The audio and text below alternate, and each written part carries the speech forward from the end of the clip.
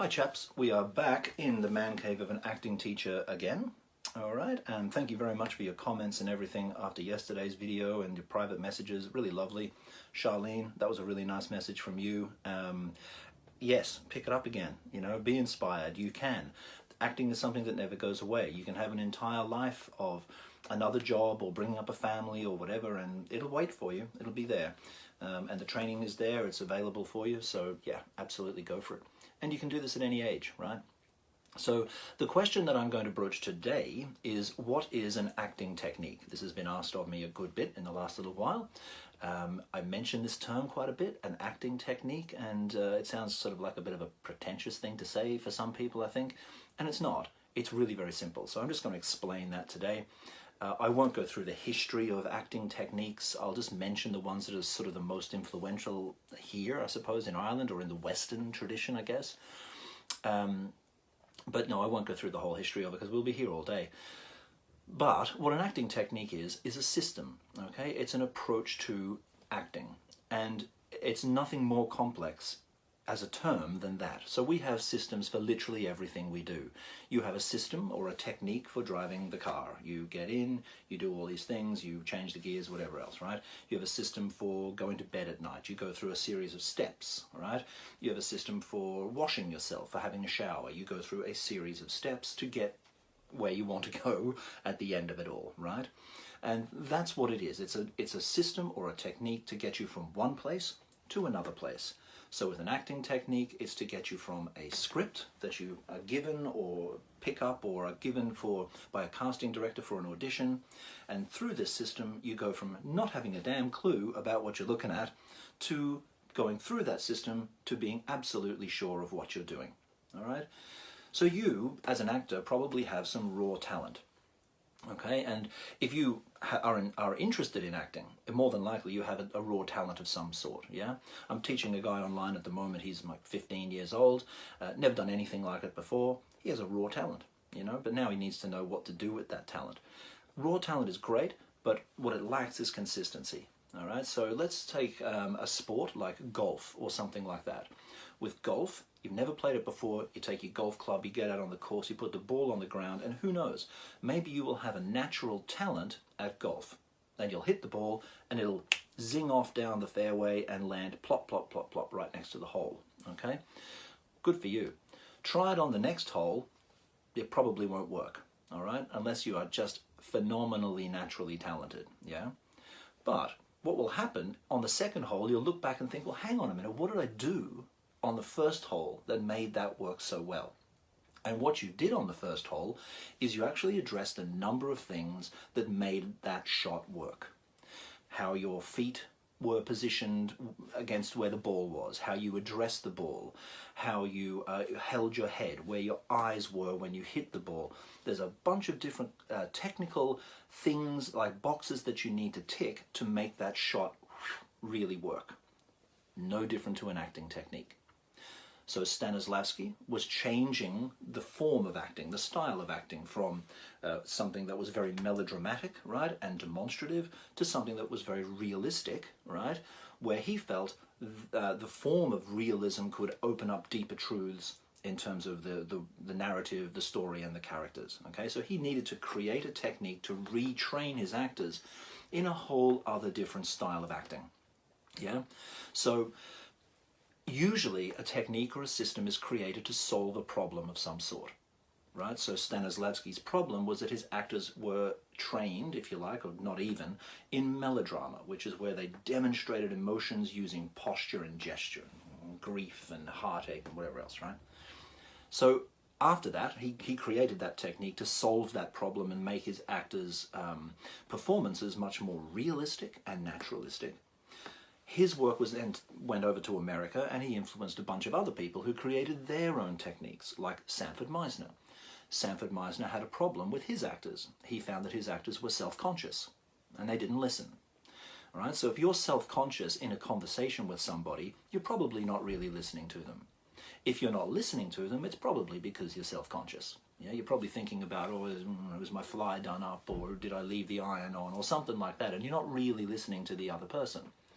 So Meisner created a system or a technique, right, to solve that. Stella Adler found that her actors didn't know what to do with their hands. They didn't know, they couldn't naturally sort of just do business, you know, while they were performing the scene. So she created a technique where her actors could find for themselves the freedom and natural movement through the business of making a cup of tea or smoking a cigarette or whatever it is while the scene played out. So they lost that self-consciousness and awkwardness about what to do with their hands and their body. Yeah? Same thing with Lee Strasberg. Lee Strasberg found that his actors' emotions weren't real enough for him. So he created what's called method acting. All right, and method acting, it's a bit of a misconception, is not Stanislavski. Method acting is Lee Strasberg. Lee Strasberg took the chapter in Stanislavski's book An Actor Prepares, which is about emotion memory, and used that as the basis for the method. There's a whole lot of other concepts in the method as well, but that's the core concept of the method, which is emotional realism, where you use yourself, your own emotional memory, your own experiences of deep traumatic emotion or whatever kind of emotion, and you bring those into your performance. Now, again, I'm not going to go through each one of these in detail here. We'll literally be here all day, but I can for you if you want to do a class with me, if you like, okay, or a session with me, right? But it will be here all day. So I don't want to paper over these either, but I'm giving you a bit of an idea of each one and centering that around the fact that each one was created to solve a problem that a particular director or acting teacher found that their actors had, okay? Now, since that time, that was the 20s and 30s, and those were kind of the most popular acting techniques going through the 20th century. That, and probably Michael Chekhov as well, who was trained by Stanislavski and then split off from him and created a technique that was very much to do with the imagination. Much more a creative and free-flowing kind of technique, I suppose. Yeah, based on imagination is the best way to describe it in short, right? And those influenced a lot of the Hollywood actors that you would know, like Clint Eastwood, Jimmy Dean, Marilyn Monroe, you know, Marlon Brando, right through to De Niro, Pacino, that kind of era, Meryl Streep, and then right into, you know, the more modern actors as well. Now, some of the more modern actors, however, you'll notice, particularly the very good ones, are very interested in physical transformation into character. Okay, and really what they've done is invented their own system or their own approaches to that. I have one of those embedded in the technique that I teach, which is idiosyncratic transformation. All right. Now, you will notice actors such as Toni Collette, Daniel Day-Lewis, Guy Pearce, right? Heath Ledger to some extent before we lost him, right? And these guys are more interested in physical transformation into character, so they have much more of a physical rather than psychological technique. And a lot of those traditions are actually based on other techniques that are not Stanislavski lineage. Things like Japanese tradition, such as people like this man here. Yeah? And also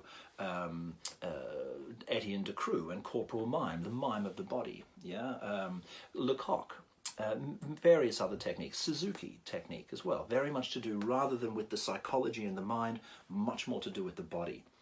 Loosely speaking, and very loosely speaking, right, the reason why those other techniques have become so important, I suppose, is because they're based on the idea that the audience reads information from the actor from their body equally as much as they do from what they say. So that the gesture, the tiniest gesture, the movement of the body can give a huge amount of narrative to the audience. So that the actor has to have this deep understanding of their body in space, their body and how it works in space, their body and what it presents to the audience and what the audience is reading from it, yeah? Jerzy Grotowski was very interested in that as well. So was Peter Brook, all right? So was, my dog outside here is actually just attacking a ball, so that's the noise you can hear. Go away, dog. Anyway, yeah, Josie Grotowski, Suzuki, a lot of these other actors and directors. Anne Bogart took Suzuki's work to America, and there's a lovely theatre company there that works through Suzuki technique. And yeah, these guys are much more interested in what the body does and how the body creates meaning and creates narrative and performance on stage and in front of the camera, okay? So that's what an acting technique is. It is a way or an approach to your acting that solves a problem, okay? Now you can ask yourself, all right then, what is my problem as an actor, okay? Do I feel that my problem is, oh, I'm self-conscious, yeah? Is my problem that I don't understand my body? Is my problem that I feel kind of awkward in space when I'm acting? I don't know what to do with my hands, yeah? Is my problem that I can't access or can't feel that I'm accessing real, strong, powerful emotions in the work that I'm being asked to do, which does require that stuff? You know, and that's where you start to think for yourself, what do I want to do? What training method do I think will be best for me, yeah? So with the technique that I teach, all of this stuff is involved in that technique. And what's happened since that time, since the 20s, 30s, 40s, 70s, 80s, is that really since the 80s and 90s and into this century, there's been a lot more intricate and more detailed technical approaches to acting that have been created. All right. So in my technique, we have things like multiple objectives and dual objectives, where we create internal contradictions within the actor physically when they're acting. Lots of different things. I won't go into them. Triangulation as a technique for camera. Third place theory, which is the concept of going from sympathy for the character to empathy for the character and playing from those two into this other way where you feel like you're actually seeing the world from the character's eyes. Which is a very revealing sensation when it first happens for you. Lots of different cutting-edge approaches to acting, yeah? So anyway, look, I'm well over the 10 minutes that I have limited myself on, so I'll stop, right? But yeah, you can read lots of books. There's tons of books. Like, all of the people that I've mentioned have books. This man is incredibly interesting. You know, in here, he even broaches what you should do with your anus when you're acting. Yeah. Like, there's so much detail that you can get from people like this guy. And I won't tell you what you should do with your anus when you're acting. According to him, you'll have to read it for yourself and find out. So that's it. That's all I'll give you today, right? Any questions, as always, let me know. Support your self-employed friends, okay? If you want to do a class with me, I'm available online to do it by Skype. And please support your other self-employed friends who are teaching musical instruments, singing, yoga, Pilates. Go to Spotify and buy some music from that DJ that, you know, can't get into a nightclub right now and make their money. These guys are really struggling, so yeah, help them out if you can, if you're still working or whatever else, and let's help each other out and share each other's online brilliance that they're offering at the moment during this crisis, yeah? So look, stay cool. It's going to be a while yet by the looks of things, but it does seem like things are starting to plateau out. Fingers crossed, don't want to speak too soon. And I will make another video tomorrow or the next day. Okay, chaps, enjoy yourselves. Any questions, fire it along. I'm happy to talk because I'm twiddling my thumbs a bit. See you later.